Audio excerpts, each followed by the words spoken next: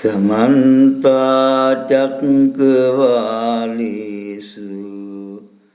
अत्र गच्छन्तु देवता सद्धम्मं मुनिराजंस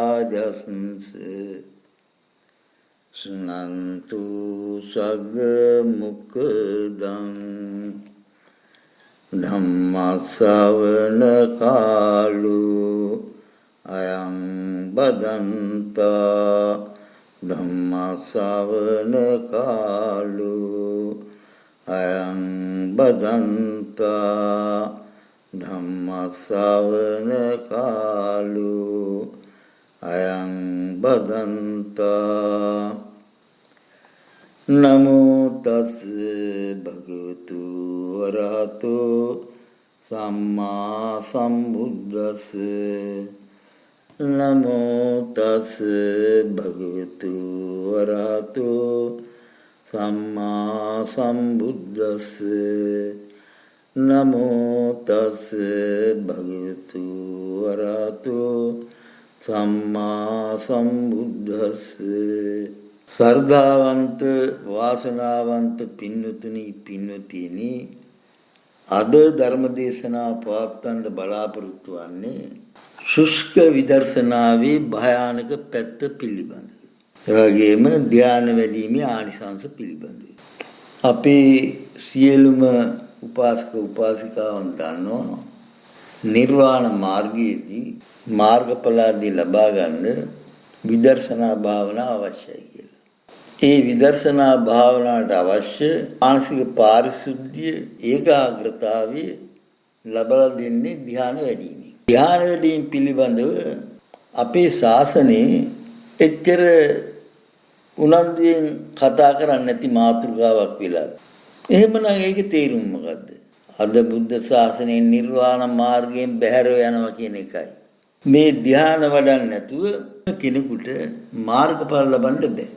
අරහත් ඵලයට පත් වෙන්න සප්ත විසුද්ධි ක්‍රමේදී භාගතුන් වහන්සේ පෙන්ලා දීලා තියෙනවා. සීල ස්කන්ධය සම්පූර්ණ කරගෙන සීල විසුද්ධියට පත් උනායින් පස්සේ චිත්ත විසුද්ධියට පත් වෙන්නේ. චිත්ත විසුද්ධිය කියන්නේ නිසි විදියට පළඟ බැඳගෙන ධ්‍යාන උපචාර ධ්‍යාන ලබා ගැනීම. ඒ සඳහා බෙහෙසෙන් සීල ස්කන්ධය සම්පූර්ණයින් පස්සේ ඒ චිත්ත විසුද්ධියට පත් උනායින් පස්සේ තමයි විදර්ශනා භාවනාව කරන්නේ. ධානයකින් සිත සංසුන් කරගන්න නැතුව දියුණු කරගන්න නැතුව කොහොමද සුස්ක විදර්ශනාවක් පවත්වන්නේ? කොහොමදවත් බෑ. පුරාම් වෙච්ච, කෙලේ වෙවිච්ච, බල් බිහි වෙච්ච කුඹුරක් තියෙනවා. මේ කුඹුරට ගිහිල්ලා ගොවියෙක් වීහිනවා. හරියයිද? නෑ. එයාට මොකද වෙන්නේ? පිටර වී ටිකක් නැතුව යනවා. නමුත් තව ගොවියෙක් ඉන්නවා. ඉස්සරලා කැලේ කපලා පුච්චලා දානවා. හී දෙකක් විතර හාන වතුර බඳිනවා. ඊට පස්සේ පෝරු ගන්නවා නීරවල් මඩ තියෙනවා. අයින් වල කොටලා හතර මුල්ල සමතත්වයට ගන්නවා වතුර යන. ඊට පස්සේ මේවයි කැට පොඩි කරලා ඇලවල් කපලා හොඳින් වතුර බහැලා යන්න බීහිනවා. ඒ ගොවිය එහෙන බී සියල්ලම පැලවෙනවා. ඒ බීවගාව සාර්ථක වෙනවා. අර කම්මැලි ගොවියා මොකද කරේ? මේකට වියසන්න ගන්නත් ඕන බලාපොරොත්තුවක් තියෙනවා. හරි කම්මැලි මිනිහා. වීරිය නැහැ. ඒ වගේම මොකද කරන්නේ? අර කැලියට ගිහිල්ලා වීටි ගිහලා එනවා. පස්සේ කියන අනේ මගේ වෙල පැහුන්නේ නැණි හරියට. අන්න ඒ වාගේ වැඩක් තමයි මේ චිත්ත සමාධියක් නැතුව, සිත දියුණු කරගන්න නැතුව, සිත ඒකාග්‍ර කරගන්න නැතුව විදර්ශනා වැඩිම. හිතේ තියෙන රාග දේශ මොහ එහෙමම තියාගෙන නීවරණ ධර්මය යටපත් කරන්නේවත් නැතුව ඒව හැම්ම තියා තීන මිද්දේ තියෙනවා ගච්ඡකුචේ තියෙන කාමච්ඡන්දේ ව්‍යාපාද මේව සේරම තියෙනවා සැකේ තියෙනවා මේව සේරම සමතේකටපත් කරගන්න නැතුව తాවකාලිකව කොහොමද විපස්සනාවක් වඩන්නේ කවදාක්වත් කෙරෙන්නේ නමුත් බුද්ධ ශාසනයේ කිසියම් හේතුවක් හින්දා අපේ රටේ මේ අලස ප්‍රතිපදාව ප්‍රධාන නිර්වාණ මාර්ගය වශයෙන් පෞද්ගලික කාලේ වැඩුණා. ඒක මහා අවාසනාවන්ත සිද්ධිය. මෙන්න මේ අය ධ්‍යාන වැඩිමකින් තොරව කරන විදර්ශනාවට කිව්වා ශුෂ්ක විදර්ශනාව කියලා. මේ ශුෂ්ක විදර්ශනා ක්‍රමයක් භාගතුන් වහන්සේ කොතනකවත් දේශනා කරලා නැහැ. නමුත් ඔය ත්‍රිපිටක පරිවර්තන කරන අවස්ථාවේදී ඒ සුස්ක විදර්ශක ගුරුවරුන්ගේ සම්බන්ධයන් අනුව ওই තැනද්දීයකට සුස්ක විදර්ශනාව කියන වචනේ දාලා තියෙනවා. නමුත් ඒක පාලි ඉන්නේ සිංහල පරිවර්තනෙත් පමණයි තියෙන්නේ. එහෙම පරිවර්තනය කරා කියලා නිර්වාණ මාර්ගය අරගන්න බෑ. තමන්ගේ වැරදි බහගන්න පුළුවන්. එහෙම කරගෙන තමයි මෙච්චර කල් ආවේ. එහෙම නැත්නම් කිසිම තැනක ධ්‍යාන වැඩිමකින් තොරව නිවනක් ගැන භාග්‍යතුන් වහන්සේ කතා කරලා නැහැ. දේශනා කරලා නැහැ. ඒක ත්‍රිපිටකයේ පුරාම තියෙනවා. මේ නිසා මේ පිළිබඳව නැවත විශ්ලේෂණයක් කිරීමට කාලය වෙලා තියෙනවා. මොකද ලංකාවේ භාවනාව ආරම්භ වුණේ සුදු ගියයින් පස්සේ. ඒ සුද්දන්ට යටත් තිබුණු කාලේ ආසියාවේ අපේ රටේ පමණක් නෙවෙයි බුරුමිසියමි මේ තායිවා ඒ රටවලත් මේ සුද්දන්ගේ ආධිපත්‍යය තිබුණු හින්දා ඒ හැම රටකම බුද්ධ ශාසනය හැකිලිලා තමයි තිබුණේ. හරියට මේ ශාසනය පවතින්න පුළුවන් වාතාවරණයක් එදා තිබුණේ නැහැ. යටපත් වෙලා වාගේ තිබුණා. නමුත් බෞද්ධ ජනතාවේ සිස්සතන් තුළ භාගතුන් වහන්සේ කෙරෙහි ධර්මයේ කෙරෙහි ඇති වුණු ශ්‍රද්ධාව ඒව තියාගෙන හිටියා. පන්සල් තියාගෙන හිටියා. මේ යුගයේ වෙනකොට සුදු අධිරාජ්‍යවාදීන් ලංකාවට එනකොට 1505 විතර පෘථිවිසියාවේ මේ ලංකාවේ බුද්ධ ශාසනයත් බොහෝ දුරට පරිහානියටපත් වෙලා තිබුණේ. ඒ පරිහානියටපත් වීම යුරෝපීයන්ගේ පැමිණීමත් එක්කලා තව තවත් ප්‍රපාතයට වැටුණා. නමුත් බෞද්ධයෝ පන්සලත් එක්කලා සම්බන්ධ වෙලා කිසියම් ආගම වතාවත් කරමින් ආවා. නමුත් ඒ අයට භාවනා කරන්න කියලා දෙන්න කෙනෙක් හිටියෙත් නෑ. මේකේ අවශ්‍යතාවය පිළිබඳව එච්චර වැටහුණෙත් නෑ. මේ සුද්දන් ගියයින් පස්සේ මේ රටින් අපේ රටේ ලොකු පුනර්ජීවනයක් ඇති වුණා. 2500 දී නව බුද්ධ ජයන්තියේදී. මෙන්න මේ වෙලාව තමයි ලෝක පුරාම බෞද්ධයෝ මේ බුද්ධ ජයන්ති උත්සවයේ සමරන්න තීරණය කරා.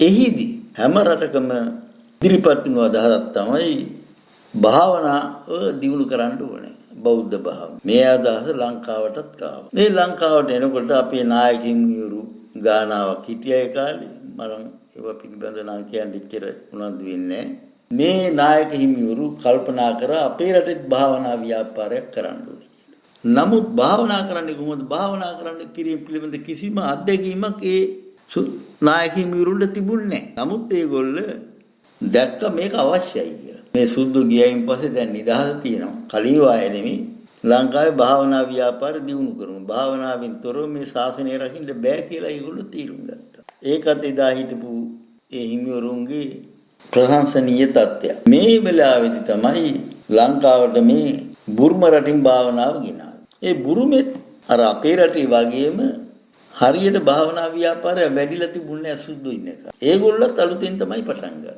අඩුපාඩුකම් තිබුණා. නමුත් ඇත්තටම අපි ප්‍රශංසා කරන්න ඕනේ මේ උත්සාහයට. ලංකාවේ මේ භාවනා කරන්න ක්‍රමය ගෙනියන්න ඕන කියන භික්ෂුන් වහන්සේලා කොහොමද මේක කරන්නේ කියලා බලපුවාම මේගොල්ලෝ දැක්කා බුරුමේ තියෙන භාවනා ක්‍රමයක්.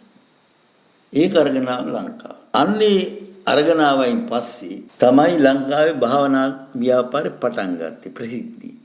නමුත් ඒ වෙන විටත් ලංකාවේ වනගතව නිසි භාවනාවේ ඉදිච්ච භික්ෂුන් වහන්සේලා පිරිසුළු පිරිසක් හිටියා. නමුත් අපේ නායක හාමුදුරුවරු ඒ අයගෙන් උපදෙස් ගන්න කැමති වුණේ නැහැ. විශේෂ වරප්‍රසාද ලබාගෙන තමයි නායකත්වයේ හිටියේ. ඔය කැලෑවල ඉන්න භික්ෂුන් වහන්සේලාගෙන් උපදෙස් ගන්න කැමති වුණේ. කැමති උනේ බුරුම රටින් ගිහිල්ලා ගේන්න. අන්නේ බුරුම රටින් ගෙනාපු ඒ භාවනා ක්‍රමයක් එක්කලා තමයි මේ සුස්ක විදර්ශනාවක් ආවේ. ඒකටත් හේතු තියෙනවා. සුද්ධ ගියයින් පස්සේ නිසි කල්යාණ මිත්‍රයෝ නැතුව ගියා බුද්ධ ශාසනය. ආසියාවේ හැම රටේම. නමුත් භාවනා කරන්නත් ඕනේ. ඒගොල්ලෝ දන්නවා භාග්‍යවතුන් වහන්සේ දේශනා කළ ධර්මයේ තියෙන බව. ධ්‍යාන වඩන්න ඕනේ කියලා. නමුත් ධ්‍යාන වඩන්න විදිහක් නැහැ. දන්න කෙනෙක් නැහැ. දන්න කෙනෙක් නෙවෙයිඳා ඒගොල්ලෝ බුරුමෙන් අර සුස්ක විදර්ශනා භාවනා ක්‍රමයක් ගෙනාවා. ඒ භාවනා ක්‍රමෙදී බුද්ධ භාවනාව ආනාපානසති භාවනාව නිර්දේ විදියටම අයින් කරා. සප්ත විසුද්ධි ක්‍රමයේ දැක්වෙනම සීල විසුද්ධියට පස්සේ චිත්ත විසුද්ධිය ලබා ගන්න ඕනේ කියලා. නමුත් ඒ බුද්ධානුශාසනාව පිළිගත්තේ නැහැ මේ අය. සීල විසුද්ධියත් සම්පූර්ණ කරගත්තේ නැහැ. චිත්ත විසුද්ධිය ඇති කරගත්තෙම නැහැ. කෙලින්ම විදර්ශනාවට බැස්ස ධ්‍යාන වල. අන්න ඒකට තමයි ශුෂ්ක විදර්ශනාව කියලා කියන්නේ. මේකට තව අභිධර්මයක් එකතු කරගත්තා. අභිධර්මයේ පිළිබඳව මම මේ අවස්ථාවේදී කිසියම් විග්‍රහයක් කරන්න බලාපොරොත්තු වෙන්නේ නැහැ. ඒක වෙනම කරන්න ඕනේ. මෙහෙම මේ ධ්‍යාන වැඩිමිකින් තොරව මේ භාවනා ක්‍රමය දියුණු කරගෙන යද්දී ආර්ය අෂ්ටාංග මාර්ගය පිළිබඳව වෙනස් කිරීම කරන්න ඕනේ. ආර්ය අෂ්ටාංග මාර්ගයේ සීල සමාධි ප්‍රඥා කියලා තමයි හැම විටම භාග්‍යවතුන් වහන්සේ දේශනා කොට වදාළේ. මේ භාග්‍යවතුන් වහන්සේගේ දේශනාව සම්පූර්ණ අයින් කරා. අයින් කරලා මේගොල්ලෝ කිව්වා ප්‍රඥා සීල සමාධි කියලා. සම්මා දෘෂ්ටි සම්මා සංකප්ප ප්‍රඥාව. පුදුම කතාවක් මේ. ප්‍රඥාව මුලදී තියෙනවා නම් සමාධිය වෙන මොකවත් උන්නේ නැහැ. එයා නිවන් දකින්න. ප්‍රඥාව ලැබෙන්නේ සීලස්කන්ධේ පුරලා සමාධිස්කන්ධේ පුරලා විපස්සනා වැඩිමෙන් අනුතුරුයි. එහෙම තමයි ආර්ය අෂ්ටාංග මාර්ගය යන්නේ. භාගතුන් වහන්සේ දේශනා කරලා තියෙන හැමතැනම. මේ දේශනාව සම්පූර්ණ වෙනස් කරා. වෙනස් කරලා කිව්වා ප්‍රඥා සීල සමාධි. සීලෙවත් ඉස්සරලා ඕනේ මේගොල්ලන්ගේ විදිහට. ප්‍රඥාව වෙනවලු. මොකද්ද මේක? බරපතල ධර්මයේ විකෘති කිරීම. මිත්‍යා දෘෂ්ටිය.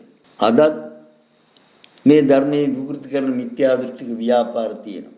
ඒවනම් විදේශීය මුදල් වලින් කෙරෙන දේවල්. නමුත් එදා අපේ හිමිවරු කාගේවත් සල්ලි උඩ කරා නෙමෙයි. ඒගොල්ලෝ දන්න විදියට තමයි කරේ. මොකද ඒගොල්ලන්ගේ අර වැරදි භාවනාව හරි කියලා ඔප්පුකරනද ආර්ය අෂ්ටාංග මාර්ගය විකෘති කරා. ප්‍රඥා සීල සමාධි කියන්නේ සීල සමාධි ප්‍රඥා කියන එකට ප්‍රඥා සීල සමාධි කියනවා. එහෙමනම් මේ ධර්මයේ විකෘති කිරීම මොනතරම් බරපතලද? මේක ආනන්තරීය පාප කර්මයට ආසන්න බරපතල පාපයක්. භාගතුන් වහන්සේ දේශනා කරපු නිර්වාණ මාර්ගයේ විකෘති කිරීම. ඊළඟට මේගොල්ලෝ කිව්වා ධ්‍යාන ඕනේ නැහැ කිව්වා. ධ්‍යාන ඕනේ නැහැ කියනකොට මේකට සිද්ධ වුණා ආර්ය අෂ්ටාංග මාර්ගයේ අවසානයේ සම්මා සමාධිය කියන එක කොහොමද විග්‍රහ කරන්නේ කියලා. සම්මා සමාධිය කියන්නේ පළවෙනි ධ්‍යාන, දෙවෙනි ධ්‍යාන, තුන්වෙනි ධ්‍යාන, හතරවෙනි ධ්‍යානටපත් වීම තමයි සම්මා සමාධිය වශයෙන් භාගතුන් වහන්සේ දක්වලා තියෙනවා.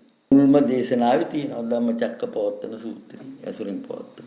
මේගොල්ලෝ දැන් ධ්‍යානයක් නැති හින්දා සමාධියක් නැති හින්දා මොකද කිව්වේ? ඒ සම්මා සමාධිය කියන එක අයින් කරා ආර්ය අෂ්ටාංග මාර්ගය. බලන්න ඔළුව ගලවලා දැන් ආර්ය අෂ්ටාංග මාර්ගය.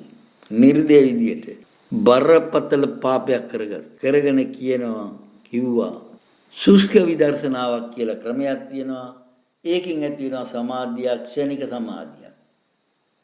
එහෙම නැත්නම් විදර්ශනා සමාධියක්. අපි හොඳට දන්නවා මටත් දැන් වයස 75 පැනලා ඒ කාලේ භාවනා මධ්‍යස්ථාන ගොඩක මමත් හිටියා. ඒ භාවනා උගන්වද්දි කිසිම අවස්ථාවක පළඟ බැඳ ගන්න භාවනා ඉරියව්ව හරියට තියාගන්න කියලා ඉගැන්වුවේ නැහැ. නමුත් ඒක අවශ්‍යයි කියලා භාග්‍යවතුන් වහන්සේ දේශනා කරලා තියෙනවා. සීලස්කන්ධය ගැන කතා කරද්දී භාග්‍යවතුන් වහන්සේ හැම විටම එය ආර්යකාන්ත සමාධි සංවතිනික සීලය වෙන්න ඕන කියලා දේශනා කොට වදාළා. එයි මේ සීලේ අවසන් වෙනකොට සමාධි ස්කන්ධය පුරන්න ඕන. එහෙමනම් සීල ස්කන්ධය අවසන් වෙනකොට යාට සමාධි ස්කන්ධය වඩන්න පුළුවන් විදියට භාවනා ඉරියව්ව පුහුණු වෙලා තියෙන්න ඕනේ. මෙන්න මේකත් පිළිගත්තේ නැහැ. ඒ හින්දා සීල ස්කන්ධයත් හරියට තිබුණේ. සමාධි ස්කන්ධයක් නැහැ. එහෙම නැත්නම් කරපු විදර්ශනාවට කිව්වා සුක්ෂ විදර්ශනාව කියලා. ඒකට අඩුපාඩුවට අභිධර්මීනුත් කොටස් ගත්තා. මෙන්න මේ භාවනා ක්‍රමය තමයි 1950 ගණන් වල ඉඳලා මේ දක්වාම ලංකාවේ තිබුණේ. මෑත ඊගේ වෙනකම්. ඒ භාවනා ක්‍රමයෙන් කිසිදු අධ්‍යාත්මික දිනුවක් ලබා ගත්තේ නැහැ. කිසිම කෙනෙක් මාර්ගඵලයකටපත් වුණේ නැහැ. සෝවාන් සකෘදාගාමී අනාගාමී අරහත්. මාර්ගඵලයකටපත් වෙන්න නම් ධ්‍යානයක් තියෙන්න ඕනේ. මාර්ගඵලයක් කියන්නේ ධ්‍යාන විශේෂයක්මයි. අරහත් ඵලයටපත් වෙන්න නම් හතරවෙනි ධ්‍යානයටපත් වෙන්න ඕනේ. බිත්තියකට හේතු වෙලා නිින්ද ගියායින් පස්සේ ශනික සමාධියක් ආවා කියලා හරියන්නේ. මේ විදිහට ප්‍රතිවේද ශාසනයේ දවසෙන් දවස පිරිහෙන්න පටන් ගත්තා. මාර්ගඵලලාභින් නැති තත්ත්වයටපත් වුණා. ඒ කියන්නේ මොනවද තියෙන්නේ කියලා? ආර්ය මහා සංඝ රත්නය නැති වුණා. චත්තාරි පුරුෂ යුගානි අට පුරුෂ පුද්ගලෝ ඒස භගවතෝ ශා วก සංඝෝ වශයෙන් දක්වන සෝවාන් සකෘදාගාමි අනාගාමි අරහත් කියන මාර්ගස්ත පලස්ත ඒ පුරුෂ පුද්ගලයෝ 8 දෙනා නැතුව ගිය ශාසනය. ඒ කියන්නේ සංඝ රත්නේ නැතුව ගියා. සංඝ රත්නේ නැතුව ගියයින් පස්සේ බුද්ධ ශාසනයක් පවතින්න බෑ. නමුත් ඔය හරි කෙනෙක් දෙන්නේ හිටපු හින්දා යන්තම් පැවිදිලා තියෙනවා. ඒ ශ්‍රාවකයෝ සරණාගමනයටපත් උනේ නැහැ. සංඝ රත්නයේ සරණ යන්නේ නැතුව බුද්ධ රත්නයයි ධර්ම රත්නයයි විතර සරණ ගිහින් සංඝ රත්නයේ සරණාගමනය සම්පූර්ණ වෙන්නේ නැහැ. ධර්මයේදී තියෙන දේ ශ්‍රාවකයට වටහලා දෙන්නේ, පැහැදිලි කරලා දෙන්නේ, උගන්වන්නේ කවුද? සංඝ රත්නය. එයා තමයි කල්යාණ මිත්‍රයෙක් වශයෙන් ශ්‍රාවකයට ඉන්නේ. එවැනි කල්යාණ මිත්‍රයෝ නැතුව ගියයින් පස්සේ බුද්ධ ශාසනයක් නැහැ තමයි. ඒ විදිය බලපුවම නාමික ශාසනයක් තමයි පහුගිය කාලේ පැවතුනේ. එහෙමවත් රැකගත්තු ඒ ගැන අපි සතුටු වෙනවා. ඒ හිමිවරුන්ට අපේ කෘතඥතාවය පළ කරනවා. වැරදියෙන් හරි ශාසනය අරගෙන ආවට මෙතික් කල්. නමුත් දිගටම මේ වරද කරලා බෑ. ඇයි? ඔය සුඛ විදර්ශනාවේදී ප්‍රධාන අඩුපාඩුවක් තමයි කායික මානසික පාරිශුද්ධතාවයක් නැහැ. එක තැනකම හේතු වෙලා හරි ඔය වකුටු වෙලා ඉඳගෙන කැමැති විදියට ඉඳගෙන විදර්ශනා කරනකොට විදර්ශනාව වෙන්නේ නැහැ. එතන කියන්නේ ධර්මයේ පිළිවෙල දැනුමක් ලබා ගැනීම පමණයි මුමුණමින් ඉඳලා ශ්‍රවණය කරමින්. නමුත් ප්‍රඥාවක් ඇති වුණේ නැහැ. ප්‍රඥාවක් ඇති වෙන්න නම් ධානයක් තියෙන්න ඕනේ. නත්ති ඥානං අපඤ්ඤස්ස පඤ්ඤා නත්ති අඤායතු යම් ඥානංච පඤ්ඤාච සවේ නිබ්බාන සම්ති. භාග්‍යවතුන් වහන්සේ පැහැදිලිවම දේශනා කරලා තියෙනවා. ප්‍රඥා ධ්‍යාන නොඩන්නාට ප්‍රඥාවක් නොමැත කියලා. යමක විද ධ්‍යානයත් ප්‍රඥාවක් තිබේ නම් හිතම ඒකාන්තයෙන්ම නිවට සමීපවන්නේ බලන්න. ඒ මුල් කාලේ බොහොම හොඳට ධර්ම ඉගෙනගත්තු ත්‍රිපිටකාචාර්ය භික්ෂුන් වහන්සේලා හිටියා. මේගොල්ලෝ මේවත් දැකලා නැතුවද? මොකද වෙලා තිබුණේ? දැන ධර්මයේ විකෘති කිරීම පාපයක් බව දැනගත්තේ නැද්ද? මෙහෙම භාවනා කරගෙන යනකොට ඒ භික්ෂුන් වහන්සේ ලෙඩ වෙන්න පටන් ගන්නවා. කායික මානසික පාරිශුද්ධතාවයක් නැහැ. ඒ පුනර්ජීවනයක් වෙන්නේ නැහැ. අනිවාර්යෙන් ටිකින් ටික ලෙඩ වෙනවා. ඒ ලෙඩ වෙනකොට අමනුෂ්‍යෝ ඒ තැන් වලට එන්න පටන් ගන්නවා. අන්තිමේදී මේ භාවනාව අමනුෂ්‍යයන් පනවා හරින සාන්ති කර්ම බවට පත් වෙනවා. ඔය සුඛ විදර්ශනාව කරගෙන ගියේ උංගය තැන්වල ඒක තමයි සිද්ධ වුනේ. වැලි හරියක් තැන්වල. සාන්ති කර්ම පමණයි ඉතුරු. කාලයක් යනකොට මේවා හිතවු පිරිස් මිය ගිහිල්ලා ඒගොල්ලොත් ඒ තැන්වලට ආවා අමනුෂ්‍යව. අවසානදී වා ඉඳ බැරි තරමටපත් වුණා. ඒ මුල් භාවනා ව්‍යාපාරේ බොහෝ තැන් අමනුෂ්‍ය ග්‍රහණයෙන් පෙළෙන්න පටන් ගත්තා. මේ වැරදි භාවනා ක්‍රමයෙන්. මොකද්ද? සුෂ්ක විදර්ශනා භාවනා ක්‍රමයෙන්. ඉතින් අදත් යම් කෙනෙක් මේ භාවනාව කරනවා නම් කරුණාවෙන් කියන්නේ ඒගොල්ලෝ දැනගන්න ඇත්ත. මේකෙන් සම්පූර්ණ මේ ධර්මයේ විකෘති කරනවා. වර්තමාන විකෘති කරන කට්ටියට වැඩිය බරපතල විකෘති කිරීම, මිත්‍යා දෘෂ්ටිපත් කිරීම මුල් කාලේ සිද්ධ වුණා. ඒක තමයි ධ්‍යාන වැඩිම එපා කියන්නේ. කකුල් කොහේ තිබුණත් කමන්නේ හිතින් භාවනා කරන්නේ. සීල විසුද්ධියට පස්සේ චිත්ත විසුද්ධිය ගන්න ඕන කියන බුද්ධානුශාසන පිළිගත්තේ නෑ, අයින් කරා. ඒ කියන්නේ ධර්මයේ විකෘති. පළවෙනි දෙවෙනි තුන්වෙනි හතරවෙනි ධ්‍යානයටපත් වීම සම්මා සමාධිය වශයෙන් දක්වපු එක අයින් කරා. මොකද්ද දැන් මේකට? ක්ෂණික සමාධිය. ඔය විදිය අමනුෂ්‍ය දෝෂක් තියෙනවා ලෙඩ වෙලා. හේත් විලා ඉන්නකොට එකපාර නිින්ද යනවා. නිින්ද ගිහලා හැරුණා මෙයා හිතනවා මට සමාධියක් ආව ක්ෂණික සමාධිය. ඕකට තමයි ක්ෂණික සමාධිය කියන්නේ. ඊළඟට කියනවා මේකට විදර්ශනා සමාධිය කියලා. මේ සමාධිය කියන වචනේ විග්‍රහ කිරීම පව වැරදක් කරගෙන තියෙනවා අපිට. අපි කියන්නේ ටිකක් ඇස්පියාන හිටපුවාම හෙල්ලෙන්නේ නැතු ඒක සමාධියල. ඒක වැරදි. සමාධිය ඇති වෙන්න පෙර තමයි ධානය එන්නේ. ඒ ධානය හතරවෙනි ධානයටපත් උනායින් පස්සේ තමයි සමාධිය එන්නේ. ඒක තමයි සම්මා සමාධිය කියන්නේ. නිවැරදිව මේ විදිහට විග්‍රහ කරගන්න. දැන් අපේ හුඟ දෙනෙක් කියනවා එයාට සමාධිය තියෙනවා, එයා සමාධිය වල. එහෙම යම් උපාදීති යෙදුම් තියෙනවා. බරපතල නෑ ඒක. නමුත් ඒ තුලින් ලැබෙන අවබෝධයේ හරිම නරකයි. බරපතල මිත්‍යා දෘෂ්ටියකටපත් කරනවා. මේ ඒ වගේම ඒ කාලේ බරපතල වැරදි මතයක් ඉදිරිපත් කරා මුල් කාලේ. මම ඒ කාලේ සුස්ක විදර්ශක භාවනා මධ්‍යස්ථාන කීපයකින් මේ කාලේ. මොකක්ද ඒගොල්ලෝ කියන්නේ? ධ්‍යානවලුත් බ්‍රහ්ම ලෝකයන් අතරමං වෙන. මේකත් කිව්වේ කවුද? මේ ත්‍රිපිටකාචාර්ය භික්ෂුන් වහන්සේලා ඉන්න තැන් වල අය. ඇයි මෙහෙම කිව්වේ? මේ ධ්‍යාන වැඩිීමේ නිර්දේශී ප්‍රතික්ෂේප කිරීමේ බලාපොරොත්තු. ඒ බලාපොරොත්තුම ධර්ම විරෝධී. අංගුත්තර නිකායේ පුද්ගල සූත්‍රය පැහැදිලිවම දක්වලා තියෙනවා මෙන්න මේ. කිසි පුද්ගලයෙකු කාමයෙන් වෙන්ව අකුසල ධර්මයන්ගෙන් වෙන්ව විතර්ක විචාර සහිත චිත්තයෙන් ජනිත ප්‍රීතිය හා සුඛය ඇති ප්‍රථම ධ්‍යානයේ ලබා වාසය කරයි. එයින්ම සතුටු වේ. එය බහුල කොට වඩමින් එයින් නොපිරී මිය ගොස් බ්‍රහ්මකායක දෙවියන් අතරට එක්වේ. එම දෙවියන්ගේ ආයුෂ කල්පයකි. භාග්‍යවතුන් වහන්සේගේ ශ්‍රාවකයා එහි ආයු ඇතතෙක් විඳ මුළු මිනින්ම ගෙවා එඹ භවයේදීම පිරිනිවන් පායි.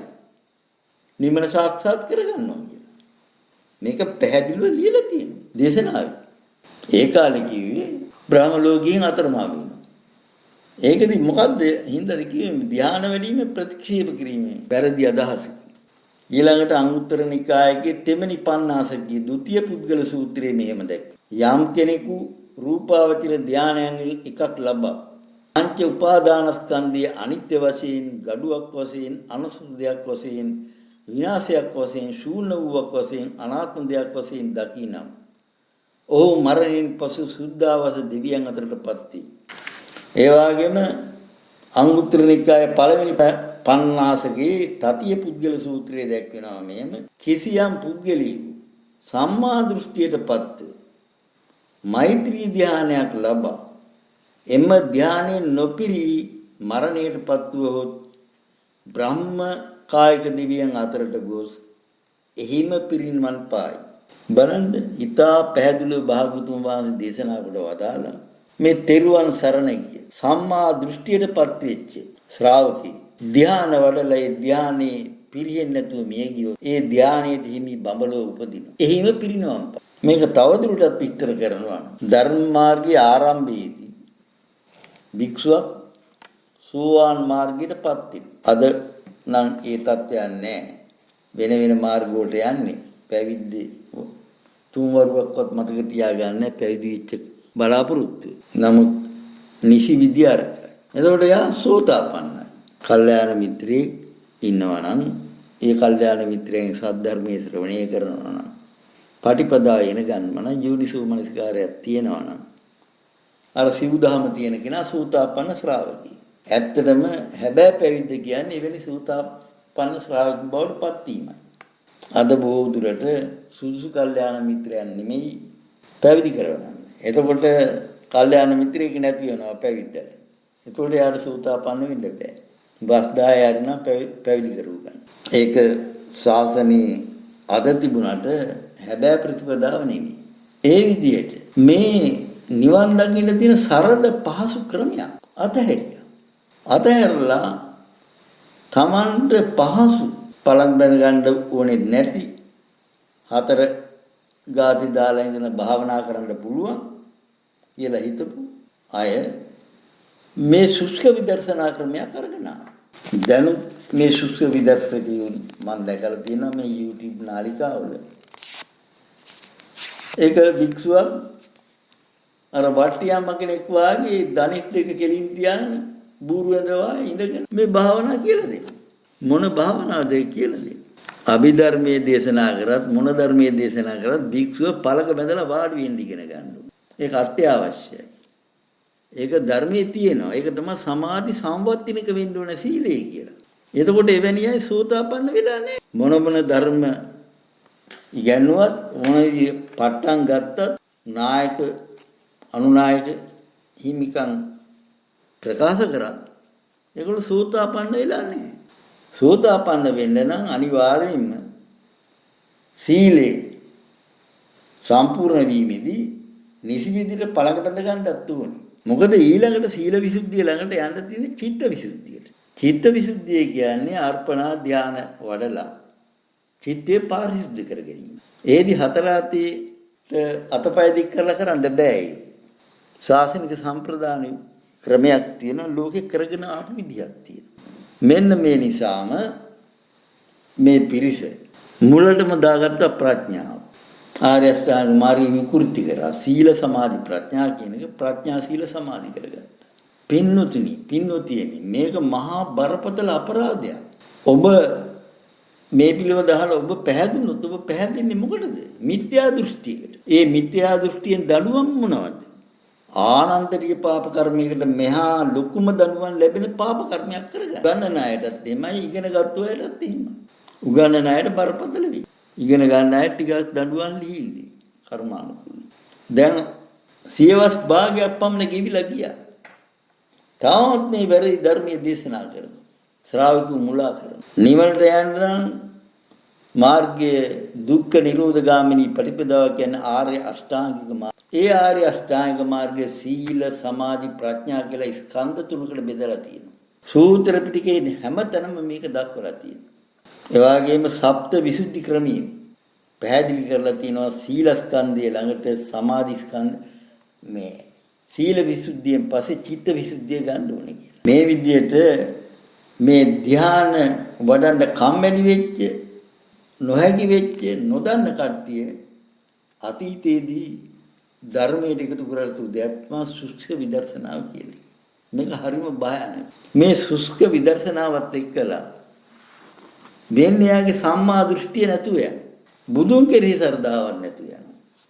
එයි භාගතුන් වහන්සේගේ චරණ ධර්ම වල අවසාන හතර මොකක්ද? පළවෙනි දෙවෙනි තුන්වෙනි හතරවෙනි දැහැඳපත් වීමයි.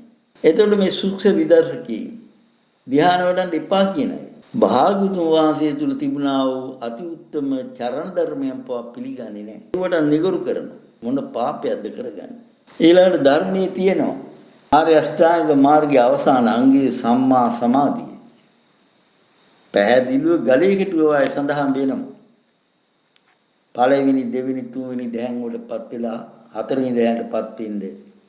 ඒක තමයි සම්මා සමාධිය. මේක පිළිගන්නේ නැහැ. එතකොට ආර්ය අෂ්ටාංග මාර්ගය පිළිගන්නේ නැත්නම් මිත්‍යා දෘෂ්ටියටපත් වෙනවා. එවැනි අය ආකෝ දෙන පින්ඩාහාරයෙන් යැපිලා හිටියොත් මොකද වෙන්නේ? වැරදියට අල්ලගෙන හිටියොත් මේ මහානතුන් නිරේට තමයි යන්නේ. භාගතුන් වහන්සේ දේශනා කරපු ධර්මي පැහැදිලිව වෙනවා. ඥාය බික්ඛු මාජපමාදු මාති කාම ගුණී බමස්සු චිත්තං මාලෝහ ගුලං ගිලීපමත්තු මා කන්දී දුක්ඛ මිදන්ති දයමානු. මේ පැහැදිලි කරනවා මහාන ධ්‍යාන සමාපatti වඩන්න ප්‍රමාද වෙන්න එපා. ඔබේසිත කාමයේ භ්‍රමණය නොකරන්න. ප්‍රමාදයට වැටි ලෝගිලි නොගිලින්න. නිරේ වැටි අනේ දුකකයි නොවඩන්න කියලා. අකමැත්තෙන් උනත් කියන්න වෙනවා ධර්මයේ තියෙනදී. භාග්‍යතුන් වහන්සේ භික්ෂුවර දුන්නේ ධ්‍යාන වඩන්න කියලා. ධ්‍යාන වඩන්න නැතුව ප්‍රමාදයටපත් වෙලා නිරේට වෙලා ලෝගුලි ගිලින්න එපා කියලා තියෙනවා. අවවාද කරලා තියෙනවා. මේ බුද්ධානුශාසනාව දන්න අයද සුඛ විදර්ශනාව ගැන කතා කරන්නේ. ඒ වගේම භාගතුන් වහන්සේ ධ්‍යාන වැඩිම ගැන මෙහෙමත් කියලා තියෙනවා. තුම්මේ කිච්ඡං අතප්පං අක්කාතාරු තථාගතා පටිපන්නාපා මොක්ඛන්ති ඥායනෝ මාර බන්ධන. තොප විසින් කෙලෙස් තවන්න වීරිය කරන්න. බුදුරු මාර්ගය කියා දෙනවා. මේ මාර්ගයට එළඹ ධ්‍යාන භාවනා කරන්නා මායාගේ බැම්මෙන් මිදින්නේ. මායාගේ බැම්මෙන් මිදිනවා කියන්නේ නිවන් දකින්නවා කියන එකයි. බලන්න එතන විදර්ශනාවක් ගැනවත් කියලා නැහැ. කෙලෙස් තවන වීරිය ඇතුව මාර්ගයට එළඹ ධ්‍යාන වඩන්නයි කියලා තියෙනවා. භාගතුන් වහන්සේ දේශනා කරලා තියෙන්නේ එහෙමයි කියලා. මේකට හේතුව මොකද? ධ්‍යාන වැඩුවයින් පස්සේ හතරවෙනි ධ්‍යානයටපත් වුණායින් පස්සේ එයා ඒපත් වෙන්නේ සතර සතිපට්ඨානේ භාවනා සියල්ල වඩමි. අමුතුයෙන් විදර්ශනාවක් කියලා කරන්න දැන් નિરાයාසීම උගේ සිත තුල විදර්ශනාව තමයි කිරීම. ඔහු සත්‍ය අවබෝධය කරා යන. ඔහු ඒ සඳහා මූලික දැනුම සතර සතිපට්ඨාන සූත්‍රයේ භාවනා වැඩිමින් ගන්නවා. ඒ වයිදී පිළිකුල් භාවනාවෙන් අර්පණාවක් දෙකක් ගන්නවා. නවසීවිතික භාවනාවෙන් අර්පණාවක් දෙකක් ගන්නවා. ආනාපාන සති භාවනාව දිගටම වඩනවා. මෙහෙම ඉන්න කෙනා අවසානදී වේදනානුපස්සනාව, චිත්තානුපස්සනාව වඩලා ධම්මානුපස්සනාව වඩනවා. ඒ වඩද්දි තමයි හතරවෙනි ධ්‍යානයටපත් වෙන්නේ. එතන ඉඳලා 아무තු විදර්ශනාවක් නැහැ. ඔහුගේ සිත තුළ નિરાයාසයෙන් මේ විදර්ශනාව තමයි ඇති වෙන්නේ. අන්නේ තුලින් තමයි ප්‍රඥාව. දැන් මේ ප්‍රඥාව මුලින්ම එනවා. එහෙනම් වෙන කරන්න දෙයක් නැහැ. ඒ නිසා පින්නතුනි මේ ප්‍රඥාව සහ දැනුම පිළිබඳ වචන කීපයක් දේශනා කරන්න අවශ්‍යයි. අපේ බොහෝ දෙනෙක් මේක හඳුනගන්නේ නැහැ. දැනුම ලබා ගන්න පුළුවන් කෙනෙකුගේ දේශනාවක් ශ්‍රවණය කිරීමෙන්, කියවීමෙන්, සාකච්ඡා කිරීමෙන්. මේ ප්‍රඥාව ලබා ගන්න දෙන්න බෑ. එක් එක්කෙනා තුලමයි මේක ඇති වෙන්නේ. එහෙනම් භාගතුන් වහන්සේට මේ සුවාසු දහස ධර්මස්කන්ධයක් දේශනා කරන්න ඕනේ. මෙන්න ප්‍රඥාව කියලා සූත්‍රයක් දුන්නා නම් ඒක පාඩම් කරුවා නිවන් දැක්කා.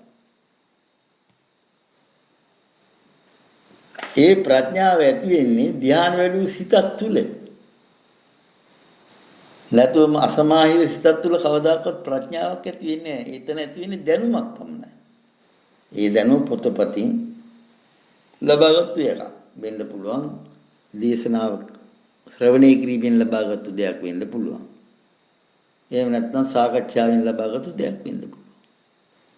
ඒ නිසා පිනු දැනුමයි ප්‍රඥාවයි. ඒ ප්‍රඥාව මෙහෙමයි කියලා දෙන්න බෑ කාටවත්. කියලා දෙන්න පුළුවන් ප්‍රඥාව ලබා ගන්නා වූ මාර්ගය පමණයි. ඒ මාර්ගය තමයි ආර්ය අෂ්ටාංග මාර්ගය. ඒ මාර්ගයේ සමත විපස්සනා වශයෙන් මේ භාවනා වඩාන යනකොට අනුසාන්දි සම්මා සමාධියටපත් වෙනවා. කෙලෙස් කතරම් ප්‍රහීන වුණාද කියනවා නම් ඒ අවස්ථාවේදී කෙලෙස් දහනයක් නැති හින්දම, අවශ්‍ය නැති හින්දම ආස්වාස ප්‍රාස්වාසී ක්‍රමයෙන් ඊටාම සියුම් බවටපත් වෙනවා. තියෙනවද නැද්ද හොයාගන්න බැරි වෙනවා. අන්නේ ආස්වාස ප්‍රාස්වාසයත් එක්කලා තමයි අපේ කෙලෙස් හට ගැනීම සිද්ධ වෙන්නේ. කෙලෙස් හට ගැනීම නතරුණයින් පස්සේ ආස්වාස ප්‍රාස්වාසී එච්චර අවශ්‍ය වෙන්නේ. ඒකයි නිරෝධ සමාපත්තියටපත් වෙලා දවස් 7ක් ඉන්න පුළුවන් ආස්වාස ප්‍රාස්වාස නොකර. රහතන් වහන්සේ නමකට. ඒවා පිළිබඳව අපි මේ අවස්ථාවේදී කතා කරන්න බලාපොරොත්තු වෙන්නේ. දැන් මේ පින්වුතුන්ට පැහැදිලි කරා ධ්‍යාන වැඩිීමේ වැදගත්කම. ඒ වගේම මේ විදිහට බුද්ධ දේශනාවේ තියෙනවා මාපමාද මනුයුංජේත මා කාමර්ති සන්තවම් අපමත්තෝ ඊජාන්තු පප්පූති විපුලං සුඛං. මහාන ප්‍රමාදේ නොයෙදෙන්න, පංචකාමේ නොයැලෙන්න, අප්‍රමාදීව ධ්‍යාන වඩන තම පරම සපේ වූ නිවන සුව ලබයි කියලා. එයි මේ භාගතුන් වහන්සේ කියලා තියෙන දේවල් ප්‍රතික්ෂේප කරන්න. ඒ අය භික්ෂුන් වහන්සේලාද බුද්ධානුශාසනාවට පිටතිය ඒක තීරණය කරන්න ඕන ඒ අය ශ්‍රාවකයෝ දෙගොල්ලෝ. ඊළඟට මේ ධ්‍යාන වැඩමන වඩපු නැති කෙනෙකුට මාර්ගඵල ලබා ගන්න නිවන කරා යන්න බෑ කියලා කිව්වා. මොකද ඵල සමාපatti කියන්නේ ධ්‍යාන විශේෂයක්. ඊළඟට මේ ධ්‍යාන වැඩිීමේ තව ආනිසංස ගොඩක් තියෙනවා. එකක් තමයි පැහැදිලිව කිව්වා පළවෙනි ධ්‍යාන හෝ දෙවෙනි ධ්‍යාන හෝ කිසියම් ධ්‍යානකටපත් වෙලා ඒ ධ්‍යානම ආරක්ෂා කරගෙන ඉන්නවා. සීලය රැකගෙන. එයත් සෝතාපන්නයි. එයා බ්‍රහ්ම ලෝකෙට ගිහිල්ලා නිවන් දකිනවා. ආත්ම 7ක් යන්නේ ඒක බීජී කියන தත්ත්වය. ධර්මයේ සඳහන් වෙනවා. ඒකාත්ම භවයකින් රහත් වෙනවා. ඒකාත්ම භාවයකින් රහත් වෙන්න පුළුවන් වෙන්නේ ධ්‍යාන වඩපු කෙනෙකුට පමණයි. සෝතාපන්න වෙලා. එවැනි කෙනා ඒ ධ්‍යාන වේගයත් එක්කලම බ්‍රහ්ම ලෝකයේ ඉඳලා මොකද එයාට සම්මා දෘෂ්ටිය තියෙනවා. සම්මා දෘෂ්ටික දෙවිවරුන්ගේ උදව් අරගෙන ඒ කාලය අවසන් වෙනකොට පිරිනොම් පානවා. කොච්චර පහසු නිර්වාණ මාර්ගයත් මේ අතෑරී. කම්මැලිකම හින්දා, ප්‍රමාදේ හින්දා. දැන් ඕනකම තියෙන්නේ මෙහෙමනේ. බණ ටිකක් කිව්වා, භාවනා පන්තියක් කරුවා, ඊට පස්සේ වාහනේ නැග්ගා. ගියා. ඉතින් දානි ගත්තා, විනෝදෙන් හිටියා. විවේකයෙන්. තව ඊට පස්සේ අමතරව එක එක රාජකාරී දේශපාලනය කරනවා. වෙන වෙන දේවලුත් කරනවා. අඩු වැඩි වශයෙන් එක් කියලා. ලෞකික ජීවිතයක් ගත කරනවා. ඒකට හොඳ විදිය තමයි ඔය ක්‍රමය. සුස්ක ක්‍රමය. සුස්ක විදර්ශනාවෙන් කිසිම කෙනෙක් මාර්ගඵලයක් ලැබිලා අඩ සියවසකට වැඩි කාලයක් පවත්වාගෙන ආව භාවනා ව්‍යාපාර තුල ලංකාවේ. ඊළඟ කාරණේ තමයි බොජ්ජංග වැඩිම. මේ සතර සතිපට්ඨාන භාවනා ටික වැඩුවයින් පස්සේ කලිනුත් වඩනවා, අවසානයේදී කරන්න තියෙන්නේ බොජ්ජංග ධර්මයන් වැඩිම.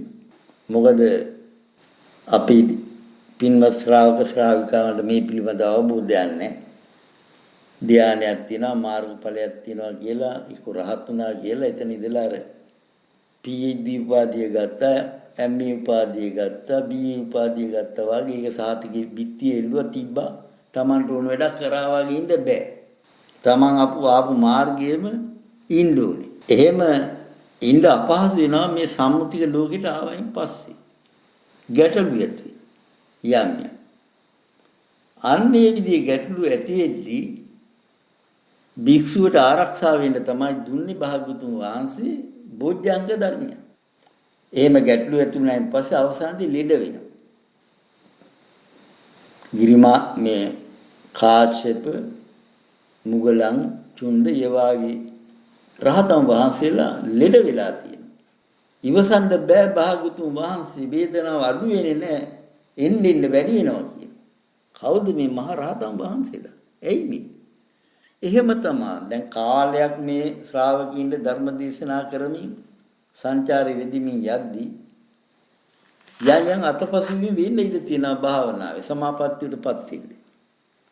එහෙම වෙනකොට ඒ සමාපත්තියටපත් වීම අපහසු වෙනවා. පිරෙන්නේ නැහැ අරහත් භවයෙන්. සමාපත්තියටපත් වෙන්න අපහසු වෙනවා. එහෙම වෙනකොට ඇඟ ලිල වෙනවා. ඒකට වෙන බේතක් නැහැ. ඒකට බේද මොකද්ද? බොජ්ජංග ධර්ම. මුල ඉඳලා සති බොජ්ජංග ඉඳලා වඩාගෙන යනවා. වඩාගෙනකොට ලෙඩේ සනීප වෙලා අවසාන ධානාපාන භාවනාවත් වඩලා කාල අර හොඳින් හිටියා වගේම නැගිටිනවා. නැගිටලා යන්න පුළුවන් වෙනවා. දාන වල දන්න පුළුවන් වෙනවා. ධර්ම දේශනා කරන්න පුළුවන් වෙනවා. බොජ්ජංග ධර්ම තියෙනවා. දැන් සුස්ක විදර්ශකයින්ට තියෙන බොජ්ජංග ධර්ම වඩන්නේ කොහොමද? ප්‍රීති බොජ්ජංගේ වඩන්න පුළුවන්ද? ධ්‍යාන වැඩි කෙනෙකුට. බෑ. පස්සද්ධි බොජ්ජංගේ වඩන්න පුළුවන්ද? බෑ. සමාධි බොජ්ජංගේ වඩන්න පුළුවන්ද? බෑ. උපේක්ෂා බොජ්ජංගේ වඩන්න පුළුවන්ද? බෑ. එහෙමනම් මොකද්ද මේ දර්ශනා ක්‍රමයෙන් කරන්නේ? වැරදි. මහානකම වැරදියට අල්ලගෙන නිරලට යන්න පාර පෙන්වන එක නේද වෙන්නේ? භාග්‍යතුන් වහන්සේගේ ධර්මයේ විකෘති කරලා වෙනස් කරලා මහා පාපයක් කරගෙන ශ්‍රාවකින්ගේ පින්ඩ ආහාරය අරගෙන ඒකට ණය වෙලා යන්නේ කොහාටද? හිතලා බලන්න පොඩ්ඩක්. අපක්ෂපාතී. ඊළඟ කාරණේ තමයි සාමාන්‍ය භික්ෂු ජීවිතයේදී ඇඟ වෙහෙසලා වැඩ කිරීමක් කෙරෙන්නේ. පින්ඩපාත වැඩිම තමයි කෙරෙන්නේ සක්මන් භාවනාවයි. එහෙම ඉන්න භික්ෂුවටත් යම් ආබාධ ඇති වෙනවා. මිනිස්සුගේ පැවැත්මට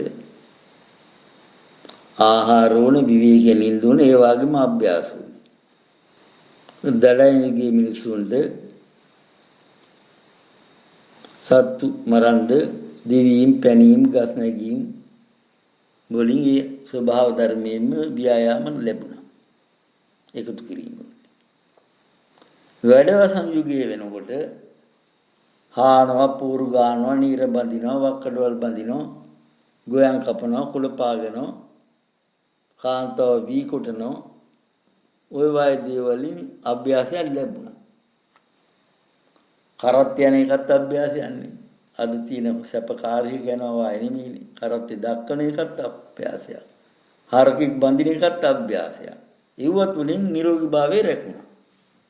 දැන් අද වර්තමාන යුගයේ ධනපති ක්‍රමයේ ඉහළම තැනට ගිය යුගයක්. මේ යුගයේ මිනිසුන්ගේ වැඩ අඩුයි මැෂින් තමයි පාවිච්චි කරන්නේ. ඒ හින්දාම වර්තමාන ගිහියොත් විශාල වශයෙන් ලෙඩ වෙලා තියෙනවා පේනවනේ. එහෙමනම් භික්ෂුවටත් ඒක සිද්ධ වෙනවා.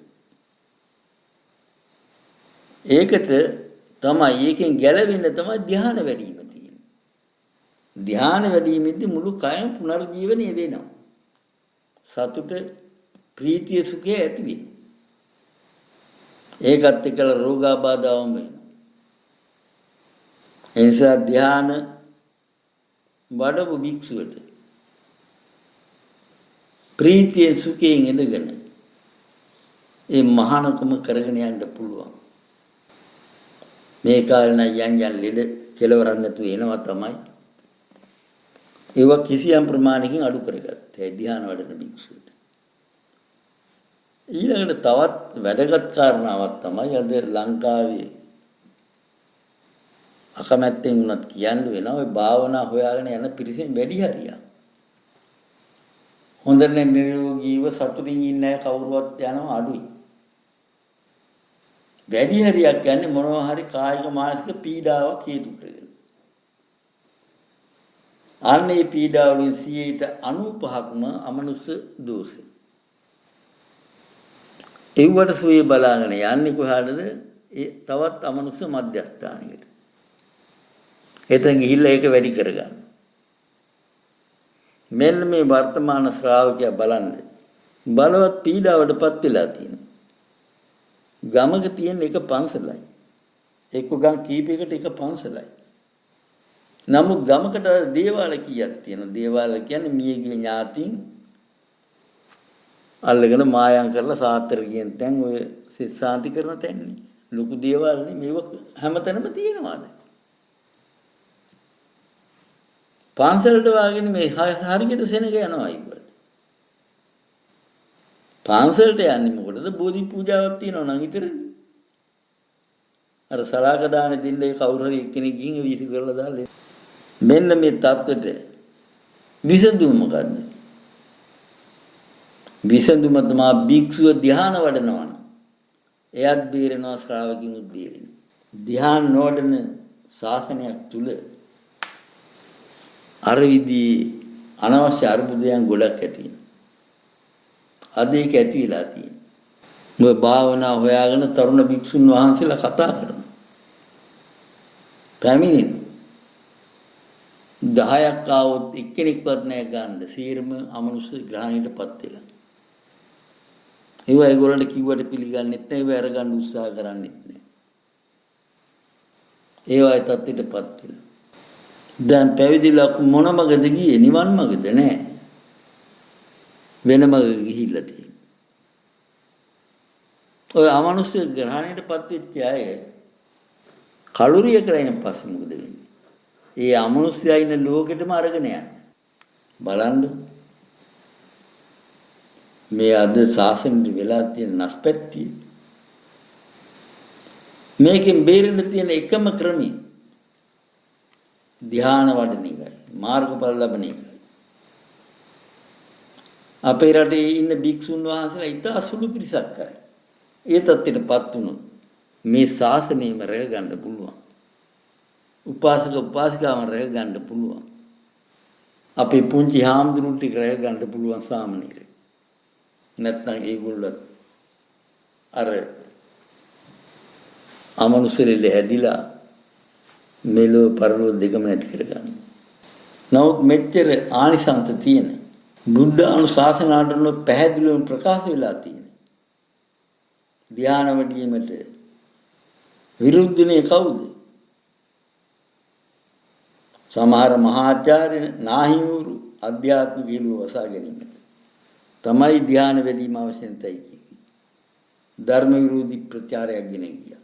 මේක හරියට මිදි තිත්තයි කිව නරියය කතාව වගේ. ඒගොල්ලන්ට බැරි හින්දා දන්නේ නැති හින්දා ධ්‍යාන වඩන්න ඕනේ. ලොකු නායක හාමුදුරුවෝ ආර්ය අෂ්ටාංග මාර්ගය වෙනස් කරා. විදර්ශනා වෙනුවට සුඛ විදර්ශනාවක් දැම්මා. සම්මා දෘෂ්ටියටපත් වෙන්නේ නැතුව මිත්‍යා දෘෂ්ටියටපත් වුණා. පැවිදිකම ඉවර කරත මුලින්ම. එහෙම වුණේ ධර්මයේ විකෘති කරලා ධ්‍යාන වැඩිමේ පාකිමින්දයි. ඒ වගේම ධ්‍යාන වඩන භික්ෂුන් වහන්සේලා ඉන්නවනම් තා විශාල සේවයක් ශාසනයට වෙනවා. හතරවෙනි ධ්‍යානයටපත් වෙලා ඉරිදිපාද වැඩමුත් කිසියම් භික්ෂුවක්. ඔහුට පුළුවන් වෙනවා තමා ළඟ ඉන්න ලංකාවේ කෙරවලක ඉන්න අයට පමණක් නෙමෙයි ලෝකෙ කොතනක හිටියත් තමන්ගේ ශ්‍රාවකයෙක් එක්කලා මනසින් සම්බන්ධ වෙන්න. එයාට අවශ්‍ය උදව් කරන්න පුළුවන් ධ්‍යාන වැඩිමේ. ඒක කියනවා දුරස්ත ශක්ති සම්ප්‍රේක්ෂණ ක්‍රමය කියලා. ඒ විතරක් නෙමෙයි. ධ්‍යාන වඩපු භික්ෂුවකට මාර්ගඵල වඩපු භික්ෂුවට පුළුවන් තව කටයුත්තක් තියෙනවා. හැබැයි ඒක නම් අනාගාමීවත් වෙන්න ඕනේ. හුව රහත් ඵලයටපත් වෙන්න ඕනේ. අද මියගිය ඥාතීන්ට සාංගික දානයක් දෙනවා 7 දවසේ. මම විවේචනය කරන්න බලාපොරොත්තු වෙන්නේ සාංගික දාන පිළිබඳව. නමුත් මේ ප්‍රතිඵලයේ පිළිබඳ යමක් කියන්න ඕනේ. මගේ අත්දැකීම් මම. එවැනි සාංගික දාන දීපු හුඟ දෙනෙකුට බැරුව ගියා තමන්ගේ මිය පින් ගන්න බලාපොරොත්තු වෙන තමන්ගේ ඥාතියට පින් ලබා දෙන්න. මොකද හේතුව කියලා මට බෑ උඩ බලාන කියලා ගහනවා වැඩ කරන්න. නැවත කියන්න බොහෝ දිනකට බැරි වෙලා තියෙනවා. පින් අවශ්‍ය තමන්ගේ මියගේ ඥාතියට පින් දීලා නිදහස් කරන්න සාංගික දානයක් තුලින්. කෙටියෙන් කියනවා එතන පින් නැතිකම. පින් නැති වෙන්න හේතුව පින්වත් ශ්‍රාවක ශ්‍රාවිකාවන් විමසලා බලන්න. නමුත් ධ්‍යාන විමුක්ත මඟඵල හෝ නිවන ලබාගත් ශ්‍රාවකෙක් ඉන්නවනේ. එයාට පුළුවන් ලංකාවේ පමණක් නෙවෙයි ලෝකේ ඕනම තැනක ඉන්න කෙනෙකුට තමන්ගේ ශ්‍රාවකෙකුට ඒ විදිහේ අය පිටරටත් අපි අය බොහොම ඉන්නවා. ලක්ෂ ගණනක් ඒ අයගේ යාළු මිත්‍රයෝ දෙමව්පියෝ මිය ගිහිල්ලා පින් අවශ්‍ය වෙනවා. ඔය ආරෙන් මේ සාංගික දානයක් හරියට දෙන්නත් බෑ. ඒ දුන්නට ඥාතිට පින් අරගෙන යන්න මදි ඒක. අන්නේ අවස්ථාවේපත් වෙන ශ්‍රාවකෙකුට දුරකථනයේ ඔස්සේ පින් අනුමෝදන් කරන්න පුළුවන්. ඇයි අර ධ්‍යාන ශක්තිය බලවත්කම හින්දා. ඒ පින අර අමනුෂ්‍යය ගන්න නැගකේ. මම මේ විදිහට කියන මම 100 ගාණක් එහෙම කරලා තියෙනවා. එක කාන්තාවගේ එයාගේ තාත්තා ඉඳලා ඇඟින් ඇරියා. දුරකථනයෙන් පින් දීලා. කිසිම දානයක් ගන්න නැතුව. ඊට පස්සේ ආයෙ පරීක්ෂා කරනකොට මට තේරුණා තවත් ඉන්නවා කියලා. ආයෙ විමසලා ඒ කරන ක්‍රමවේදයක් තියෙනවා මෙතන කතා කරන්න බෑ. එයාගේ සහෝදරයෙකුත් ඉඳලා ගියා. ඊට පස්සේ තමයි සනීපෙලා භාවනා කටයුතු කරන්න පටන් ගත්තේ. ඒ වගේම මට හම්බෙලා තියෙනවා ලක්ෂ 25 දන් දීලා සාංගික දාන වල වියදම් කරලා විවිධ නිර්මාණ ඉදිකරන්න ආධාර කරලා තමන්ගේ ඥාතීන්ට පින් දීම අරමුණයි. සියල්ලම අසාර්ථක වෙච්ච පිරිසක්. ඒ අයගෙන් ගණනාවක් මට හම්බෙලා තියෙනවා. ඒක පිළිසකට මම කිසිම දානයක් ගන්න නැතුව සීල දිනාගෙටම ඉන්න ඥාතින්ට පින් දීලා තියෙනවා. මේ මම කියන සිද්ධාර්ථ භික්ෂුවේ තියෙන විශේෂපංකමක් නෙමෙයි. භාගතුන් වහන්සේගේ ධර්මයේ තියෙන ශක්තියයි. අපි සරදාවෙන් වීරිය යුතුව ධ්‍යාන වඩමින් ධර්මය අපේ හදවතට ගන්නකොට අපි තුල ඒ ශක්තිය ඇති වෙනවා. නැත්තම් ඇති වෙන්නේ නැහැ. ධර්මයේ විකෘති කරලා කාමලිකමට එක මිනිස්සු රවට්ටන භාවනා කියලා ඒ විස්මිත ශක්තිය ලබා ගන්න බෑ. ඒක බුද්ධ ශක්තියමයි. අසමසම ශක්තිය. නවීන විද්‍යාවට හිතා ගන්න බෑ. විද්‍යාවට අහු වෙලා නැහැ තවම මේක. නවීන විද්‍යාව. නවීන විද්‍යාව තවම ලදරුවෙක් වගේ. භාග්‍යතුන් වහන්සේගේ ධර්මයත් එක්කලා බලපුවා. අන්නේ විදිහට පින් අනුමෝදන් කිරීමේ අවස්ථාව නැතුව කියලා ගිහිල්ලා තියෙන්නේ මොකද? භික්ෂුව ධ්‍යාන වඩන්නේ නැති හින්දා. මේ එක භික්ෂුවක් හුදකලාව ඉඳගෙන උක් කරන්න බෑ සියල්ලටම. සැලකිලි පිරිසක් එහෙම ඉන්නවා නම් ওই ප්‍රශ්න ඉතුරු වෙන්නේ. ඒ තැන් වල විසඳෙනවා. දැන් මොකද වෙන්නේ? ඉස්සෙල්ලා සාංගික දාන දෙනවා. තව විවිධ නිර්මාණ ඉදිකරන්න ආධාර කරනවා. ලක්ෂ ගාණක් ගියා. තමන්ගේ ඥාතීන් ඉන්නවා එංගි. ඊට පස්සේ මේ ශ්‍රාවකයා මොකද කරන්නේ? මිත්‍යා දෘෂ්ටික දේවාල මෑණිවරු අරවංගෝ තැන්වලට යනවා. ධර්මය අතහැරියා. එයි භික්ෂුව හරියට නැති හින්දා. භික්ෂුව තම තමන්ගේ මාර්ගයක යන්නේ භාගතුන් වහන්සේ දේශනා කරපු මාර්ගය නෙමෙයි. ආර්ය අෂ්ටාංගික මාර්ගය නෙමෙයි. වෙන මාර්ගයක යන්නේ භාවනා කරනවා කියලා. ඊට පස්සේ ඒගොල්ලෝ ඒ තැන් වලට බැඳෙනවා. තමන්ගේ ශ්‍රද්ධාව අඩු කරගන්නවා. ශාසනයේ තිරුවන් කෙරෙහි තියෙන ශාසනය අඩු වෙනවා ඊට පස්සේ. අඩු වුණායින් පස්සේ මොකද වෙන්නේ? තිරුවන් කෙරෙහි සැක උපදුණා ඒගොල්ලෝ ඊට පස්සේ. ඒ පිරිසත් අවසානදී නරක පැත්තට තමයි පල්ලෙහාට තමයි යන්නේ. මෙන්න මේ විදිහේ බරපතල ගැටලු අරුමුද අපේ ශාසනය තුල ඉන්න ශ්‍රාවක ශ්‍රාවිකාවන්ට තියෙනවා. ඒවා එකක්වත් ඉතුරු වෙන්නේ නැහැ. එදා මුල් භාවනා ව්‍යාපාරදී හරියට ධර්ම මාර්ගයේ ගියා නම් මහන්සිලා හරි ධ්‍යාන වෙනවා. මම ධ්‍යාන වැඩි අපහසුයෙන් තමයි. මම නම් වශයෙන් කියන්න ඕනේ. ලංකාවේ නම ගියේ ධර්මදර භික්ෂුන් වහන්සේලා හැම කෙනා ළඟටම ගිහිල්ලා මම ධර්මයේ ඉගෙනගෙන තියෙනවා. උපදෙස් කරන් තියෙනවා. තරුණ කාලේ. දැන් අවුරුදු 25කට උඩදී. කිසිම තැනකින් මාව දිරිමත් කළේ නැහැ ධ්‍යාන වඩන්න කියලා. නමුත් මට ඕනකම තිබුණා ධ්‍යාන වඩන්න. මම ඊට පස්සේ ඉන්දියාවේ හිමාලයට ගිහිල්ලා පිටින් පිට ඉඳලා යන් දී ඉගෙන ගත්තා. ඒගොල්ල Hindu ආගම. ඒවා දිගටම ඉඳලා ඒගොල්ල ඕම් නමः සිවාය කියලා සජ්ජායනය කරනවා. අපි ඉන්නවනම් අපි ගංගායිනට වෙලා ඕම් නමः සිවාය කියලා සජ්ජායනය කරනවා. ඉතින් ඒ හින්දා කොහොමරි අපේ අවශ්‍යතාවල් කරගෙන මාරුලා ඉන්න ඕනේ. සමහර ඉන්න පුළුවන් තැනුත් තියෙනවා නැත්තේ නෑ. නමුත් හිටියා කියලා එතන ධර්මයේ නෑනේ. පරිසරයක් නම් තියෙනවා ධර්මයේ වැඩින්න ඕනේ. හිමවතේ ධ්‍යාන වැඩිනවා ඊ타මත්ම ඒක වචනෙන් කියන්න බෑ. හරිම ප්‍රසන්න. ඇඟට දැනෙන්නේවත් නෑ. ප්‍රීතියෙන් ඉපිලා යනවා. ඒවායි තමයි බුද්ධ ගායනි. අනිත් ස්ථානේ බර නැත. ඒ තැන් තුන මහා සමානයි ලංකාවේ ස්වර්ණමාලි මහා චෛත්‍ය රාජානන් වහන්සේගේ එකත් කිලිටි කරගෙන යනවා. මේ විදිහට පින්වතුනි පින්වතියනි ඔබට ධ්‍යාන වැඩිීමේ ආනිසංස පැහැදිලි කරන ගමන්ම මේ නිස්සාර වූ සුස්ක විදර්ශනා භාවනාව පිළිබඳව පැහැදිලි කර. මේ පැහැදිලි කරේ කාටවත් පහර ගහන්නව නෙවෙයි.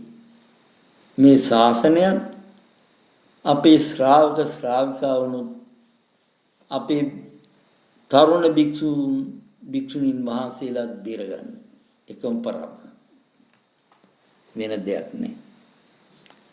ඒ නිසා පින්වතුනි ඔබ භාවනාව හොයා යනවනම් ඉස්සෙල්ලා බලන්න මේ තැන තියෙන ධර්මයේ හරිද කියලා. මොකද්ද?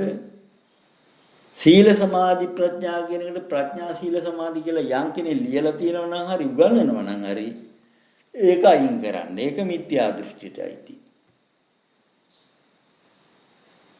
එතකොට සම්මා සමාධිය කියන්නේ පළවෙනි දෙවෙනි තුන්වෙනි හතරවෙනි ධ්‍යානටපත් වීම කියන්නේ නැතුව ශනික සමාධි විදර්ශනා සමාධි කියනවා නම් ඒකත් මිත්‍යා දෘෂ්ටි ක්‍රමයක්. ධර්ම මාර්ගෙ නෙමෙයි. ඒ තැනත් අයින් කරන්න. යම් තැනක කියනවා නම් ඔය පළක බඳ ගන්න ඕනේ නැහැ පුළුවන් විදිහට ඉඳගෙන මේ භාවනා කරන්න කියලා එතනත් බරපතල වැරද්දක් තියෙන තැනක් කියලා තීරුම් ගන්න. මොකද එතන ඉඳලා ඔබට සෝවාන් මාර්ගයටපත් වෙන්නත් බැහැ. එතන ගුරුවරයා සෝවාන් මාර්ගයටපත් වෙලා නැහැ. ඒකයි යා පළඟ බඳගෙන බඩ ඉස්සරහට දාලා ඉඳගෙන ඉන්නේ පුටු උඩ ඉඳගෙන. පුටුත් මහා පුටුවක ඉන්නේ. තේරුම් ගන්න. එයා සෝතාපන්න නැහැ කියලා. එයි. සෝතාපන්න වෙන්න නම් භාගතුන් වහන්සේ පැහැදිලිවම සඳහන් කරලා තියෙනවා. සීලය සමාධි සම්පත්තිනික වෙන්න ඕනේ කියලා. කෙනෙකුට තමන්ගේ හිතින් නීවරණ ධර්ම යටපත් කරන්න පුළුවන් වෙන්න ඉඩ තියෙනවා සීලිය තුල. සාමරකම තුල. නමුත් කපුටෙක්වා හිටියොත් අතපය දාලා ඔය ඇලියට හේතු වෙලා හිටියොත් කොටින්ම කියනවා කොඳුර හැන ඍජුව තියාගන්න නැතුව හිටියොත් ඇදට තියාගත්තොත් එයාට කවදාකවත් ධානයක් වැඩින්නේ නැහැ සමාධියක් නැහැ. එයා එහෙමනම් සෝතාපන්න වෙලත් නැහැ. පෘථග්ජන පුද්ගලී. මහාචාර්ය හිමිනමක් වෙන්න පුළුවන්. ඒ தත්ත්වය ගැන හිතන්න එපා. එයාගේ தත්ත්වය තමයි පේන්න තියෙන්නේ. ඉඳගෙන ඉන්න ආකාරයෙන්. දැන් මම කලින් කිව්වේ සමහර භාවනා උගන්වනවා විදර්ශනා භාවනා වට්ටියම්මලවයි දනිත් දෙක කෙලින් තියාගෙන ඉඳ ගන්නවා ඉඳගෙන චීවරෙන් ඉතින් ලස්සනට පල්ලෙහාට තියෙනවා දනිය ළඟට වල්ගුණ වහගෙන ආද්දික ළඟ කරලා පුටු එකක් ගන්නවා අඩු ගානේ විලි ලැජ්ජාව කියන එකවත් නැහැ මේ ලැජ්ජාව බය තියෙන්න ඕන භික්ෂුවකට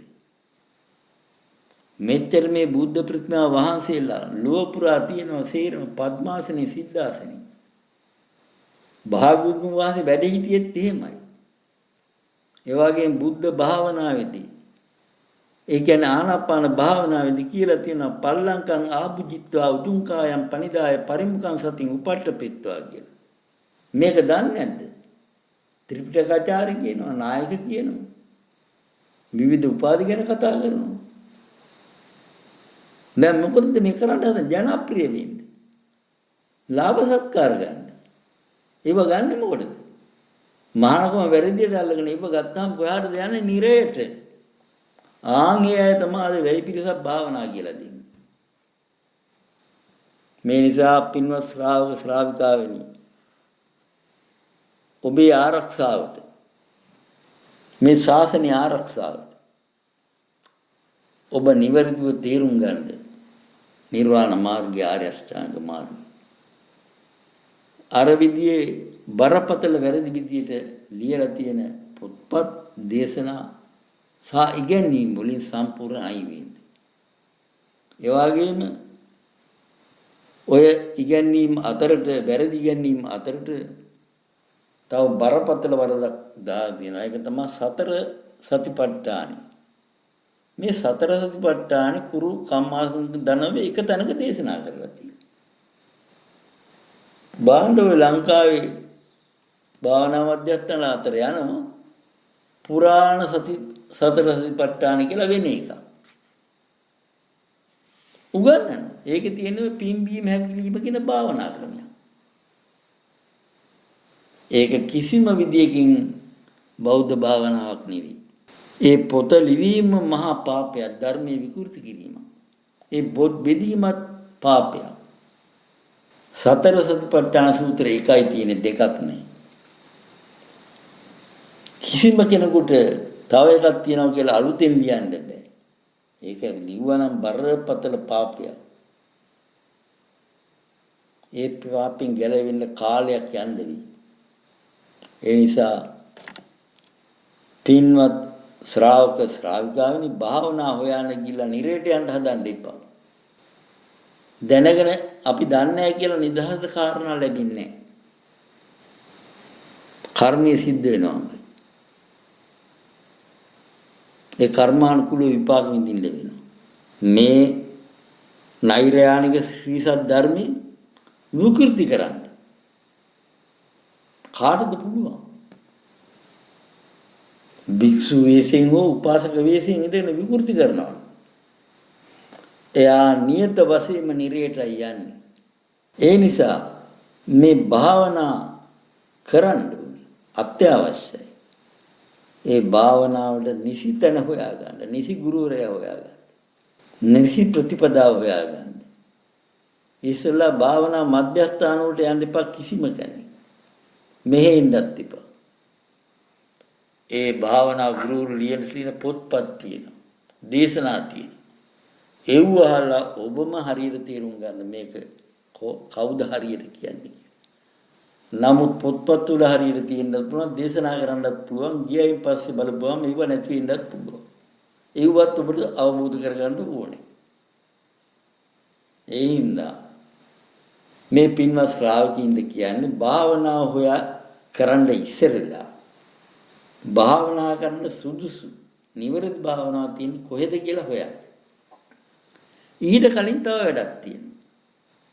ඒකට ගුරුවරයෙක් ඕනේ නැහැ. භාගතුන් වහන්සේ සරණ යන්න ඉස්සෙල්ලා හරියට නවරාදි බුදුගුණ එකින් එක පිළිසිඳ දැනගෙන මානසිකාරය කරන්න, බුදුගුණ භාවනාව කරන්න. ඒවට අවශ්‍ය විතර ලංකාව තුල තියෙනවා පොත්පත්. මෑත ලියපුවා කිව්වා විකෘති කරන පැරණි අපේ භික්ෂුන් වහන්සේලා ලියපු පොත්පත්. බෞද්ධ ඇදහිල්ල පවා තියෙනවා. දහම් පාසල් පොත්වලක් තියෙනවා. ඒ විදිහට බුදුන් සරණ යන්න. නැතුව පිළිමය අධ්‍යා බලලා සාදු සාදු කී වැඩ වැඩන්නේ. ඒ පිළිමය බුදුරජාණන් වහන්සේ කියලා අපි හිතා ගන්න. නමුත් පිළිම 100ක් ගත්තොත් 100 ආකාරය උස, මහත, පළල, පාට, හැඩය එකින් එකට වෙනස්. බුදුරු 100 ගන්න. රටින් රට වෙනස්. චීනේ රටවල බුද්ධ ප්‍රතිමා වෙනම විදියක් තියෙනවා. සමහර රටවල බුද්ධ ප්‍රතිමා හදනවා ගෑනුන්ගේ රූපවයි. මොකද ඒගොල්ලන්ගේ මහායාන මතයක් තියෙන භාගතුන් වහන්සේ ඉත්‍රියෙකුත් නෙවෙයි පුරුෂයෙකුත් නෙවෙයි. බලන්න මොනතරම් වැරදි අදහසක්ද මේ. ලංකාවටත් එන්නේ පිළිම ගෙනල්ලා තියෙනවා. ඒ රටවලින් තෑගි දීලා. මම දැකලා තියෙනවා අපි පැරණි විහාර විහාරස්ථාන වලත් ඒවා තියෙනවා. කාන්තා හැරියේ තියෙන බුද්ධ ප්‍රතිමා. රත්තරන් පිළිම තියෙනවා, කිරිගරුඬ පිළිම තියෙනවා, සිමෙන්ති මැටි ඕවයින් පිළිම තියෙනවා. නමුත් ඒ පිළිමයට බැඳීමෙන් ඔබ බුදුන් සරණ ගියා වෙන්නේ. පිළිම තිබුණට බැඳලා කමකුත් නැහැ. බුද්ධ ප්‍රතිමාව කියන්නේ අපේ රටේ ජාතික සංස්කෘතියේ ලක්ෂණයක්. සංස්කෘතික අංගයක් ඒක. ඒක ආරක්ෂා කරගන්න. කඩලා බිඳලා දාන්න එපා, පුනරුත්ථාපනය කරගන්න ඉවවා. නවීකරණය කරගන්න. අලුත් නම් හදන්න ඉච්චර ඕන කමක් නැහැ. තියෙන ඉවරය ගත්තොත් මදේ. ඒ විදිහේ නමුත් ඔබ බුදුන් සරණ යන්න භාගතුන් වහන්සේ නවහරාදි බුදු ගුණ දැනගෙන. ඒ බුදු ගුණයි සරණ යන්න. ඊළඟ ස්වාකාතු භගවතු කියලා ගාතාව කියනවා.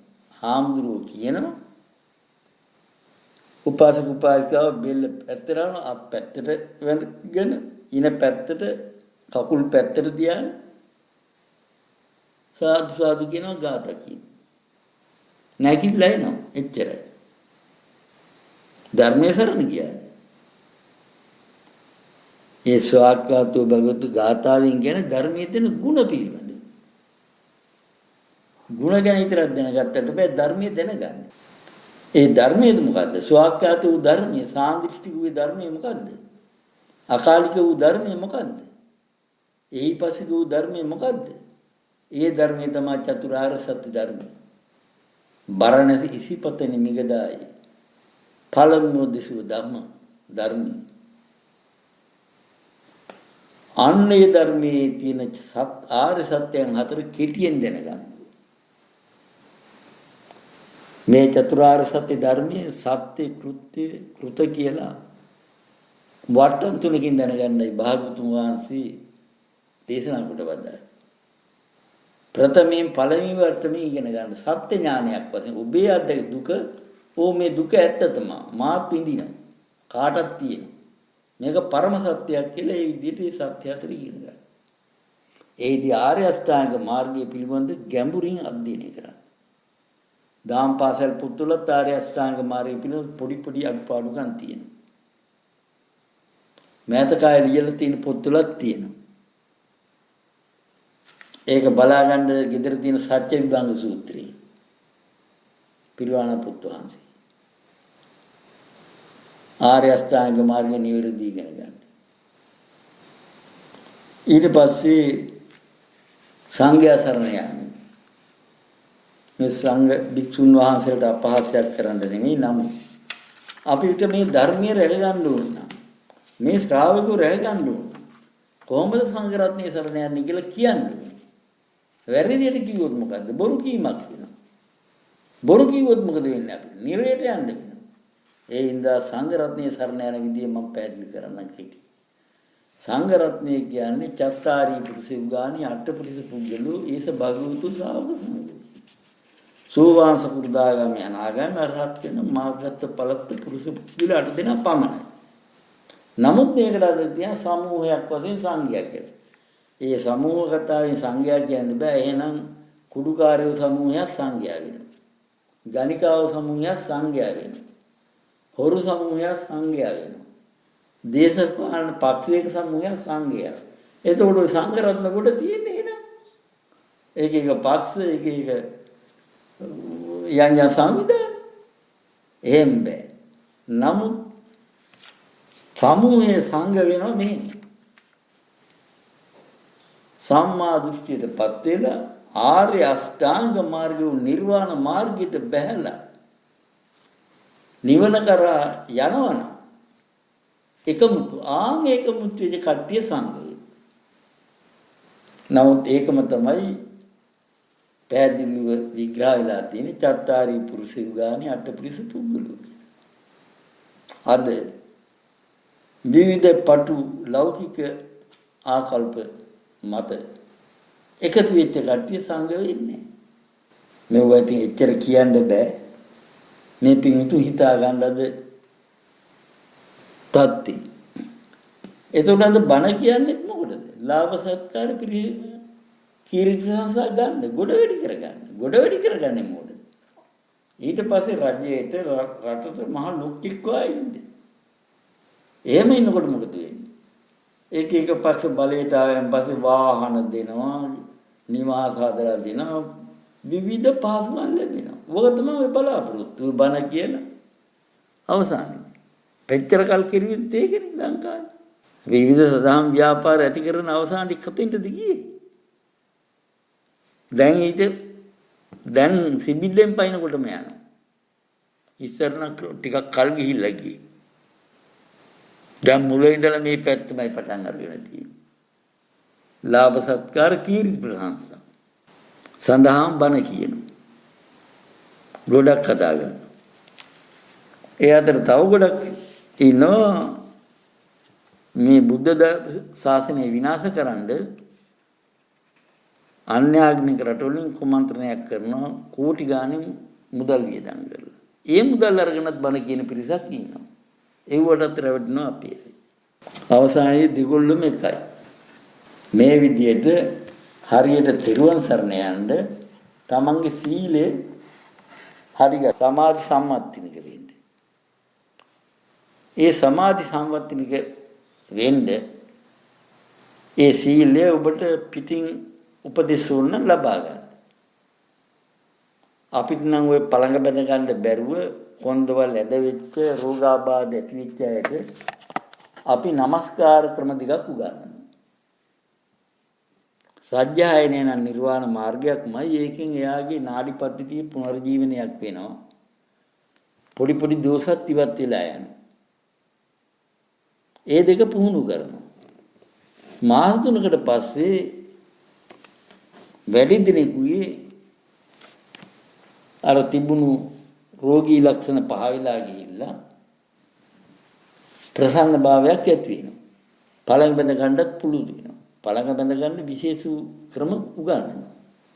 නමුත් කායික දුර්වලතාව වැඩි අයට මේකට සෑහෙන කාලයක් ගත වෙනවා. කොහොම වුණත් අවුරුද්දකට වැඩි කාලයක් නම් යන්නේ.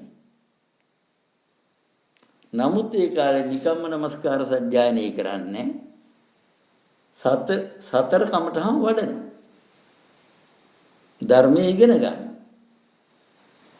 එහෙම කරලා පළඟ බැඳගත්තයින් පස්සේ වැඩි දවසක් යන යාට ධානයකටපත් වෙන්න පුළුවන්. මොකද ධානලාභී ගුරුවරයෙක් ළඟ හිටියොත් හරිම පහසුයි ධානයකටපත් වෙන්න.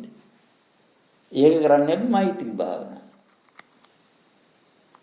විසුද්ධි මාර්ගය පැහැදිලි කරලා තියෙනවා. ධානලාභී ගුරුවරයෙක් ඉන්නවනම් මෛත්‍රී ධානයටපත් වෙන්න හරි පහසුයි කියලා. මේ වගේ පැරණි පොත්වල තිබුණා. මොන හරි අවාසනාවක් හින්දා අපි මේ ශ්‍රාවකයෝ වැරදි බණමයි අහන්නේ, වැරදි තැන් වලටමයි යන්නේ. මම හිතන්නේ ඒගොල්ලන්ගේ කර්ම ශක්තියින්. ඒවා එහෙම තිබුණාවේ නමුත් පින් ඇතියයි, වාසනාව ඇතියයි, නුවණ ඇතියයි මේ කියන ධර්ම දේශනා අහලා ඔබේ නිර්වාණ මාර්ගයට සුදුසු විදියට පුහුණුව ලබා ගන්න. අවසානයි ඔබ සැමට තිරුවන් සරණයි. එත්තාවතා චම්මේ සම්පදම් පුඤ්ඤ සම්පදං සබ්බේ දේවා අනුමෝදන්තු සබ්බ සම්පatti සිද්ධියා සබ්බේ භූතා අනුමෝදන්තු සබ්බ සම්පatti සිද්ධියා සබ්බේ සත්තා අනුමෝදන්තු සබ්බ සම්පatti සිද්ධියා